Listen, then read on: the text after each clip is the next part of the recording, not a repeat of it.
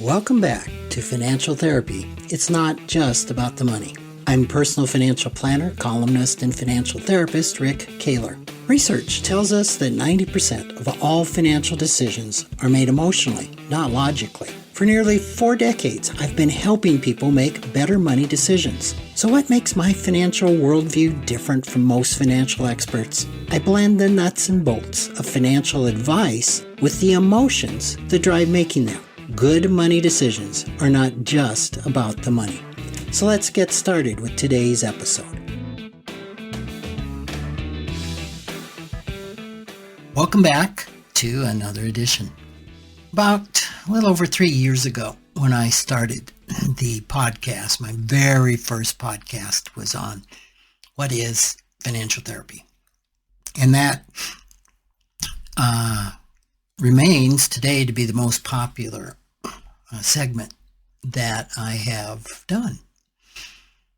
And I thought, it might be good to revisit that introduction and talk about the evolution of financial therapy. I thought I would talk about what it is, would talk about what's changed in the last 3 years around financial therapy and its evolution. And maybe take a look at what's next, because there are some things that are on the horizon for financial therapy that were not envisioned 3 years ago.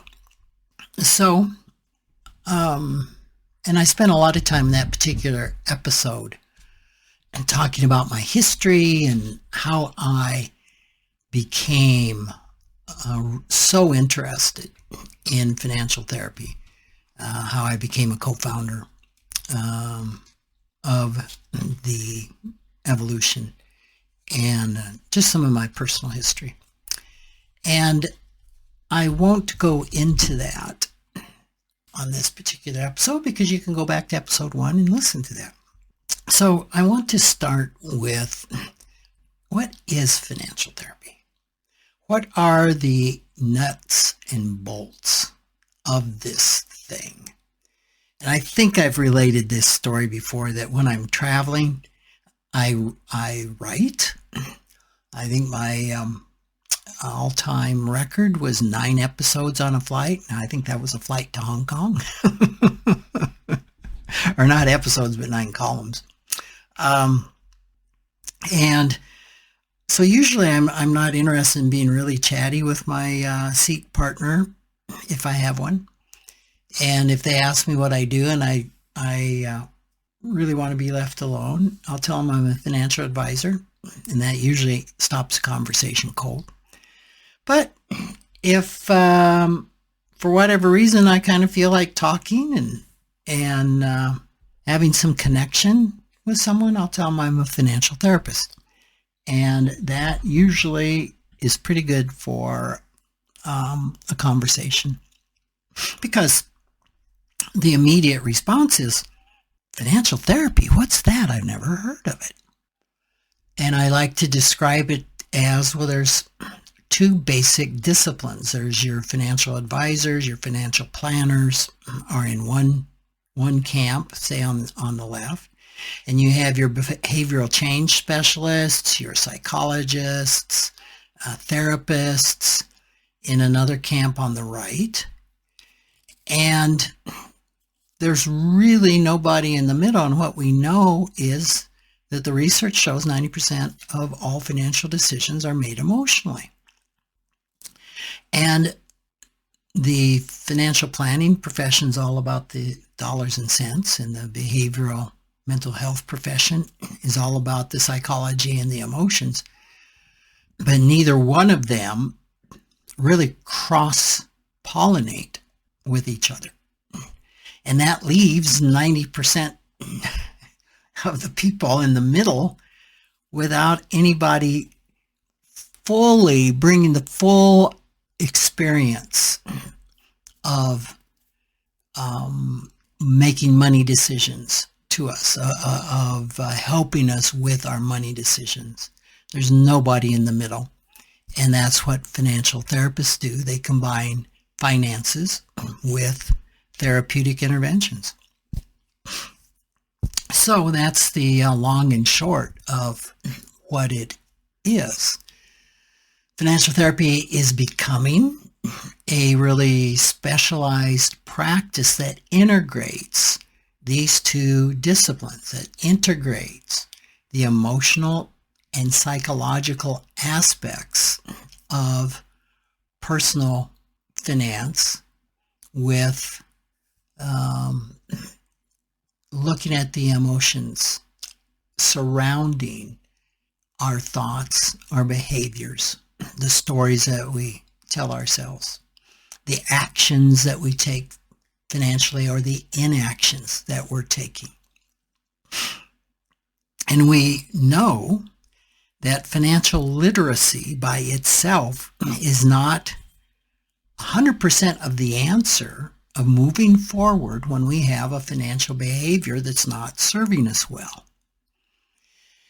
In fact, and I don't have research on this, but just with my experience, I'm guessing that 80% of all lack of progress that we might make on a specific financial behavior is about the underlying emotional roots that drive the financial behavior, not cognitive lack of knowledge.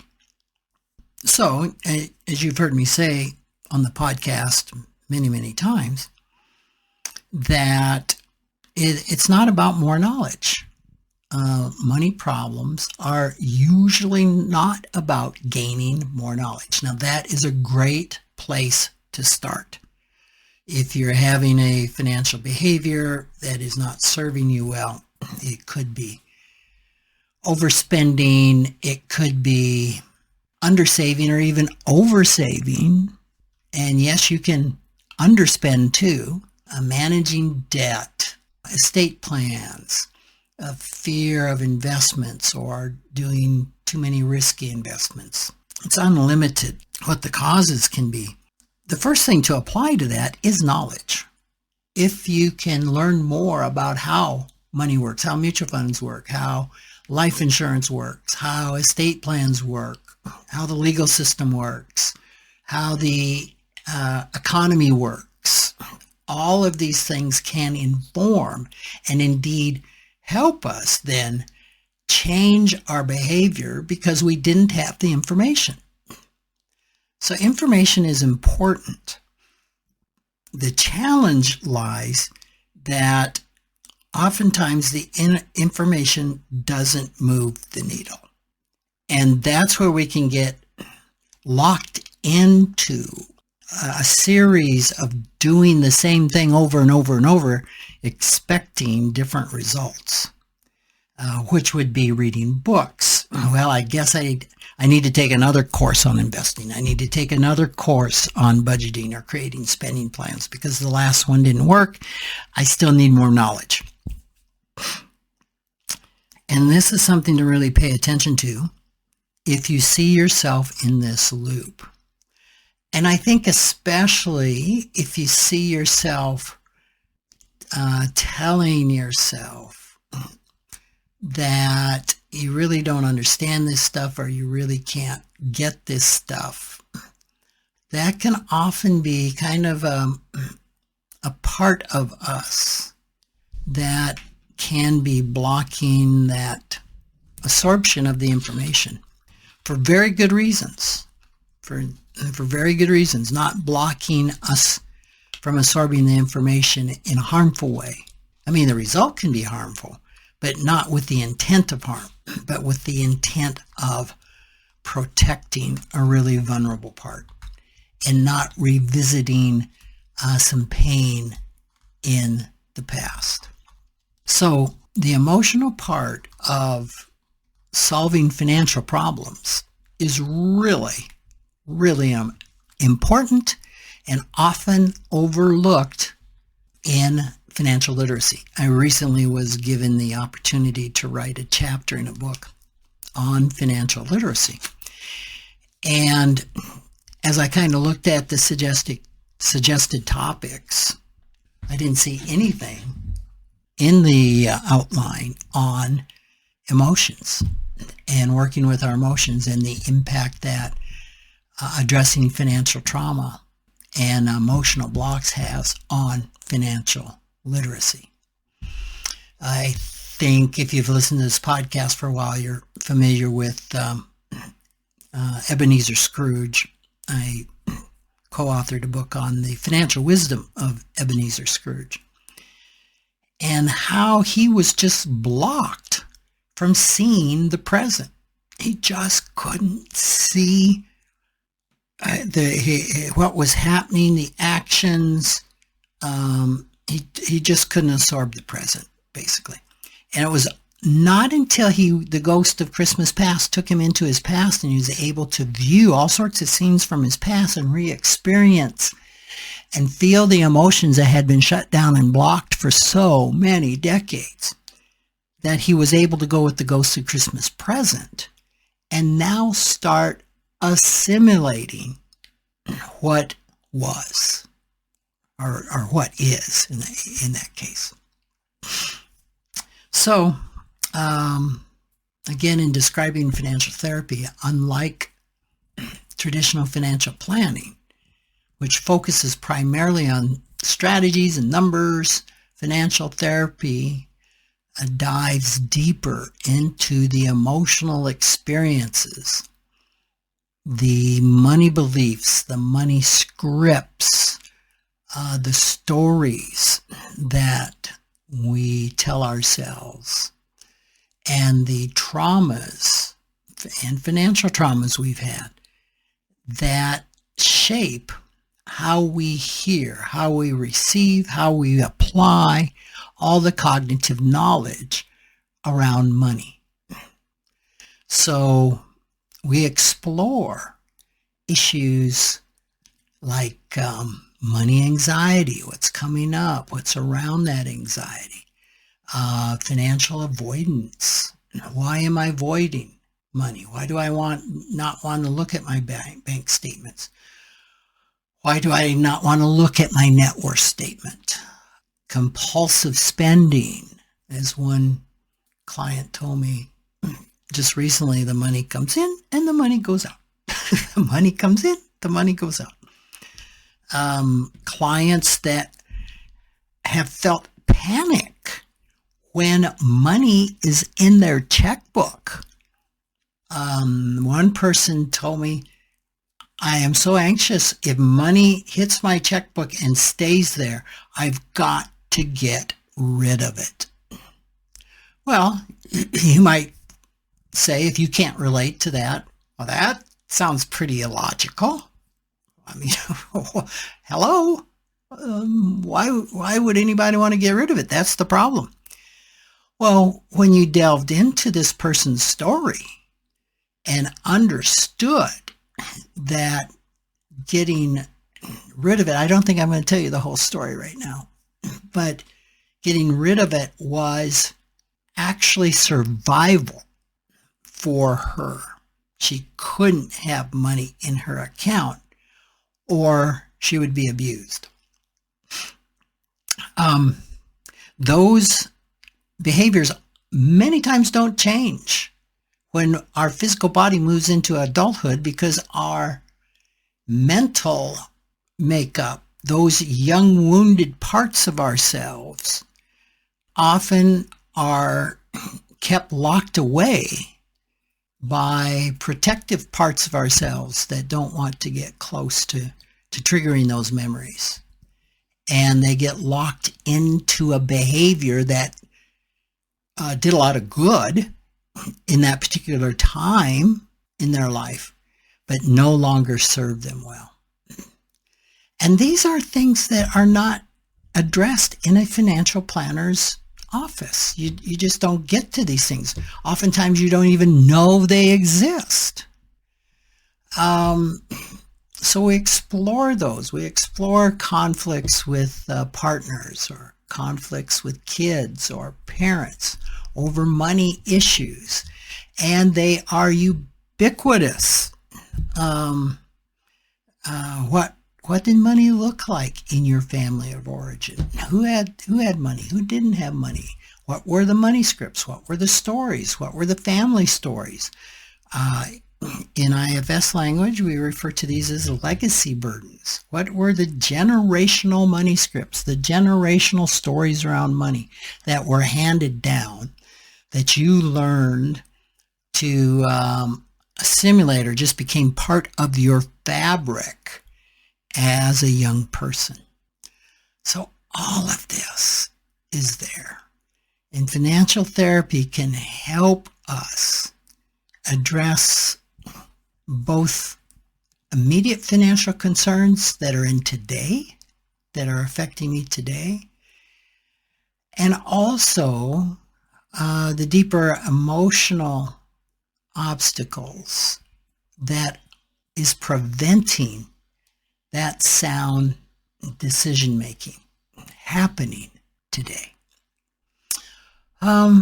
So I hope that's a reasonable description of financial therapy, and I know it's a lot more than what I said in my original episode on this, because I've used up 2/3 of my time already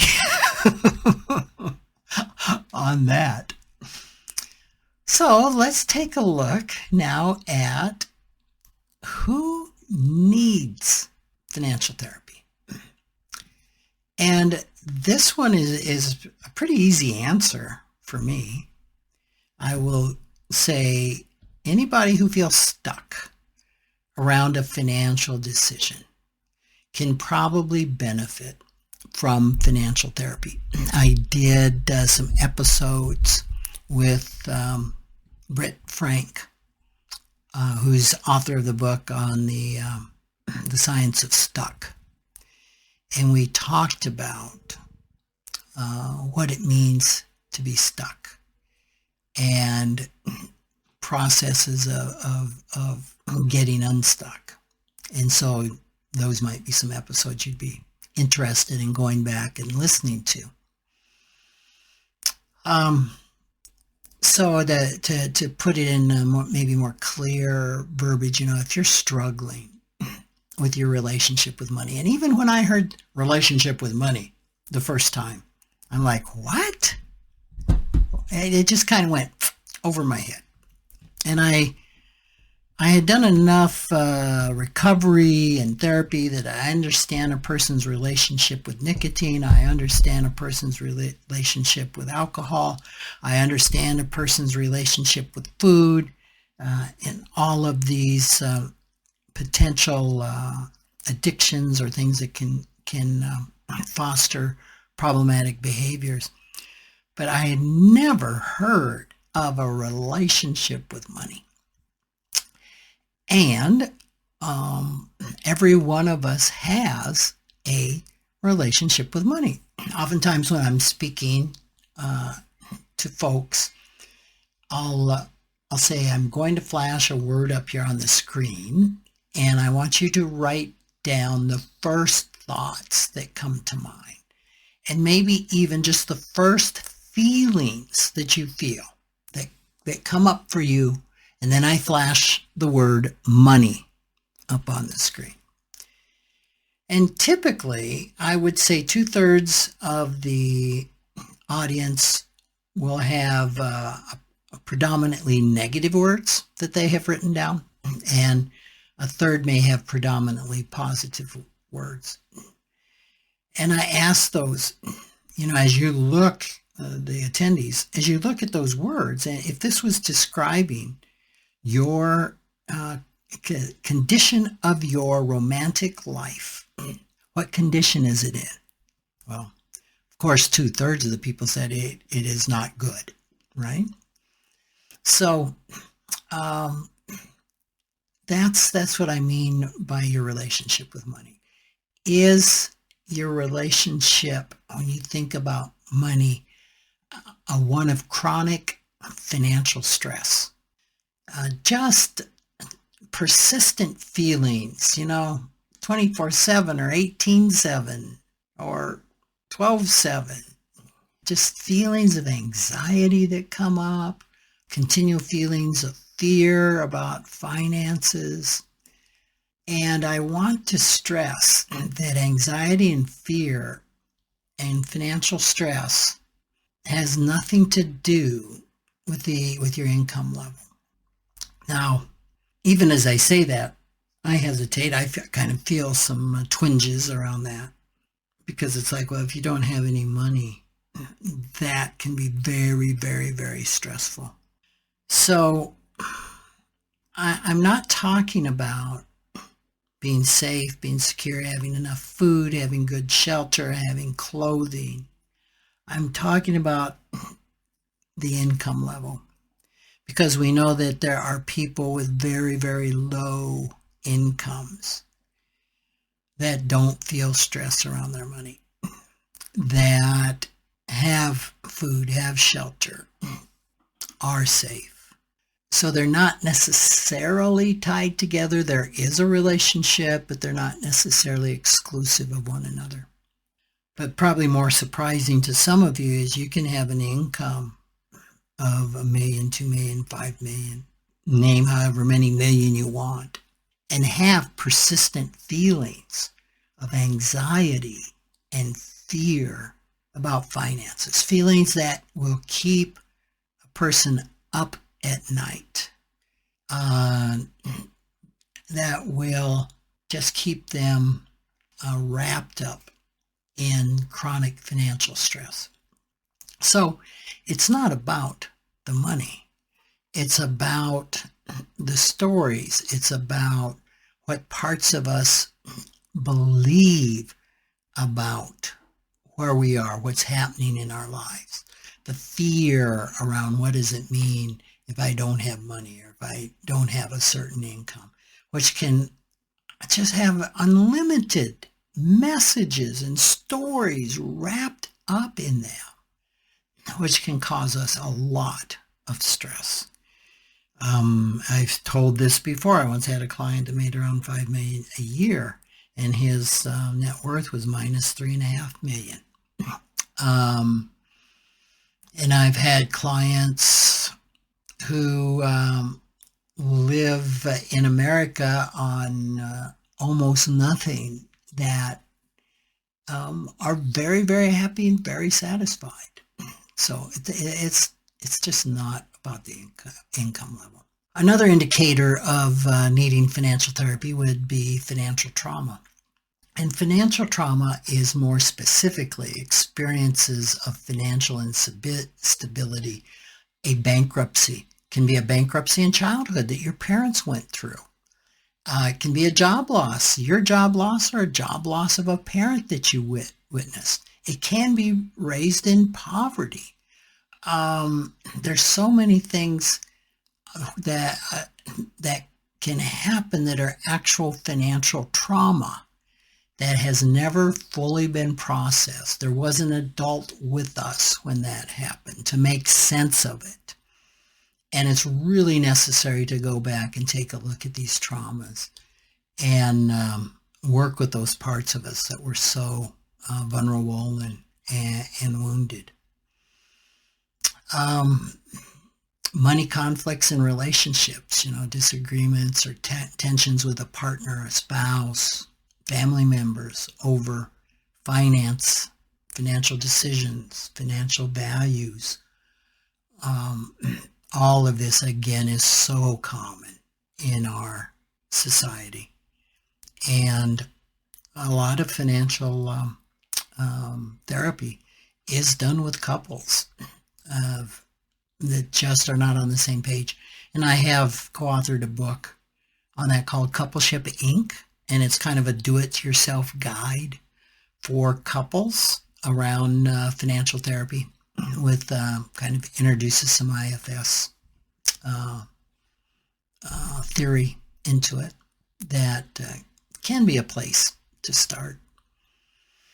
If you have financial disorders, problematic behaviors, compulsive spending, financial enabling of kids, maybe you have adult kids that you're supporting, you have a hunch maybe this is not good for them, you're have parts that hoard, or you chronically underspend.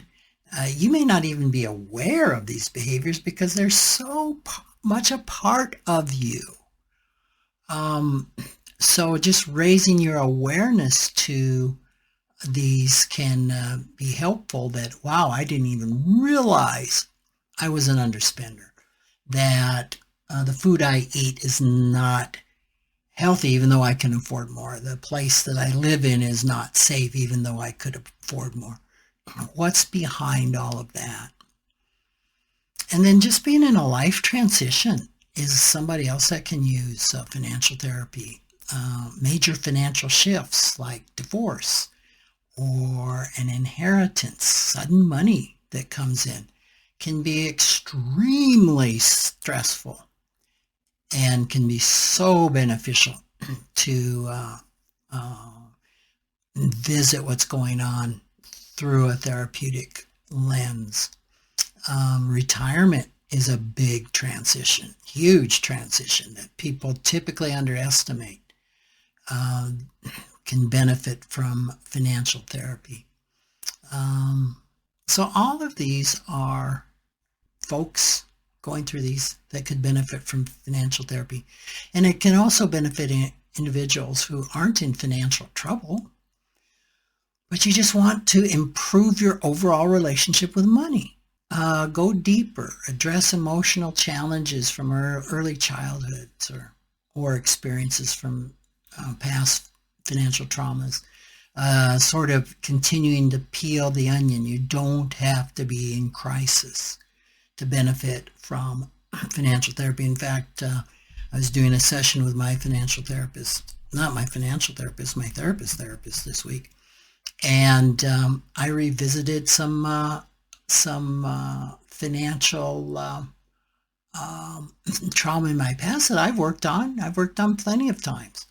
But I got an even deeper understanding and nuance from revisiting that. So it can just be part of maintaining a healthy relationship with money.